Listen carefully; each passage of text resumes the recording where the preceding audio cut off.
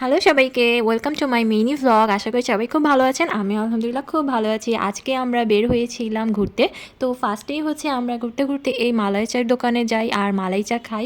এই চাটা কিন্তু অনেক মজা ছিল, পুরো মালাই দিয়ে ভর্তি। আর এই রকম মালাই দেখে তো আমি আর লোভ ধরে রাখতে পারিনি, সঙ্গে সঙ্গে অর্ডার করে দিই আর মালাই চাটা খেয়ে নিই। তো তারপরেই হচ্ছে আমরা চলে যাই মোহাম্মদপুরের টাইম স্কোয়ার, মানে নতুন একটা খুবই ভাইরাল ফুড কোর্ট। তো ওখানে তো আমি এর আগেও গিয়েছি, আপনারা হয়তো আমার আগের ব্লগটি দেখেছেন। তো আজকেও কিন্তু সেম প্লেসে যাব এবং সেম ফুড ট্রাই করব। বাট আজকে আমি একটু হতাশ হয়েছিলাম, তো সেইটা দেখার জন্য কিন্তু আপনারা ফুল ব্লগটি দেখবেন। ওকে, ফার্স্টে আমি এই আগের দোকানটাতেই আবার সেই পাস্তাটাই অর্ডার করলাম, মানে ওভেন বেকড চিজ পাস্তা। তো এই পাস্তাটা আমার প্রথম দিন খেয়ে এত মজা লেগেছিল, কি বলবো, অনেক টেস্টি ছিল আর পুরো চিজ দিয়ে ভর্তি ছিল। আর জায়গাটা তো বেশ সুন্দর, আগের মতোই আছে। আর আজকে তো গিয়েছি দিনের বেলায়, তো খুব সুন্দর করে ভিডিওটাও করে নিলাম। এখানে কিন্তু অনেক পুরনো পুরনো জিনিস দিয়ে ডেকোরেশন করা ছিল, তো বেশ ভালো লাগছিল আর একদমই ফাঁকা ফাঁকা ছিল, তো মজাই লাগছিল। আপনারা যারা আমার ভিডিওটা দেখছেন তারা কিন্তু অবশ্যই একটু সাবস্ক্রাইব করে দিবেন আর ভিডিওটা কেমন লেগেছে কমেন্ট করে কিন্তু অবশ্যই জানাবেন।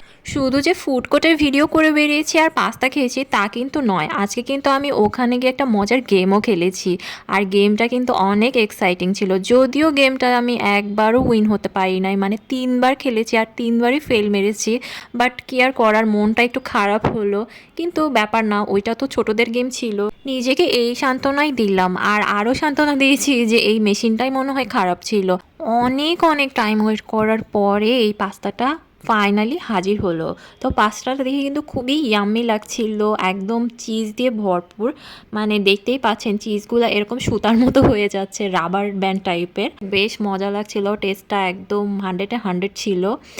আর চিজটাও বেশ ভরপুর ছিল।